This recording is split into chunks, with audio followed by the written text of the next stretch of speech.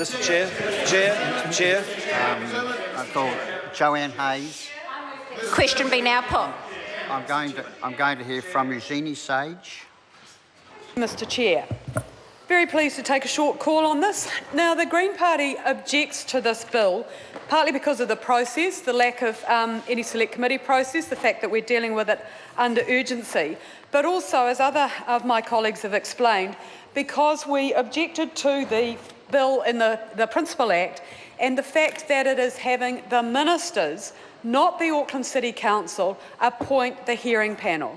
This government does not trust local democracy, neither in Auckland, nor in Christchurch, nor in wider Canterbury, because in all of those areas it has got its hand-picked commissioners making major planning decisions rather than the councillors who are elected by citizens. And in this bill, Mr Twyford was asking questions before around clause 7, which the Minister hasn't answered.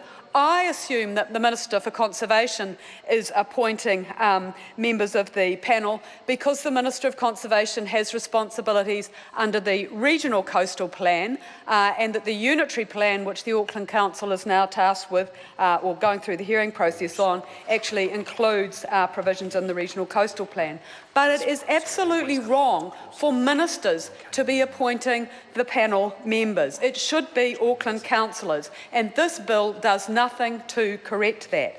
But would also like to talk to clause 5 and a very good supplementary order paper in the name of Phil Twyford, which is quite similar to some concerns that the Green Party had on the original Act.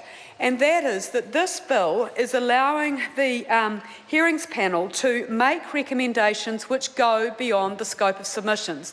Now, it is well settled in terms of the RMA that when a hearing panel is making its decisions, that it confines those to the submissions that it has heard, because otherwise there is the likelihood and possibility that we will get random ad hoc changes to the plan being made by the hearing panel which don't relate to the submissions which have been brought before it, which don't relate to the evidence which submitters have presented, and which go outside the scope of submissions. So throughout the RMA, this limitation to the scope of submissions has ensured that natural justice prevails, that the panel is making decisions on the evidence which is brought before it, on the submissions which are brought before it.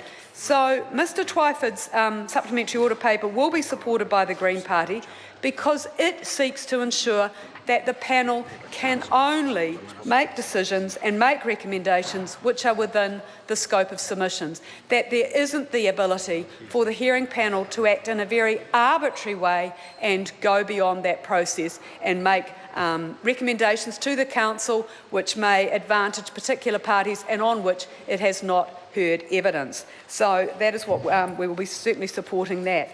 But Mr Chair, this bill highlights provisions that should have been tackled when the Principal Act went through, which should have been tackled subsequently when they came to light and which the government has adequate time to address. Instead, what has it done? It's ramming them through under urgency to limit the ability of the public, of Aucklanders, to actually have their say in this process about how their major document, the Auckland Plan, should be finalised and developed. And it's again another attack on democracy, another example of the government failing to trust local democracy by having all of the power exercised in the beehive rather than by the council.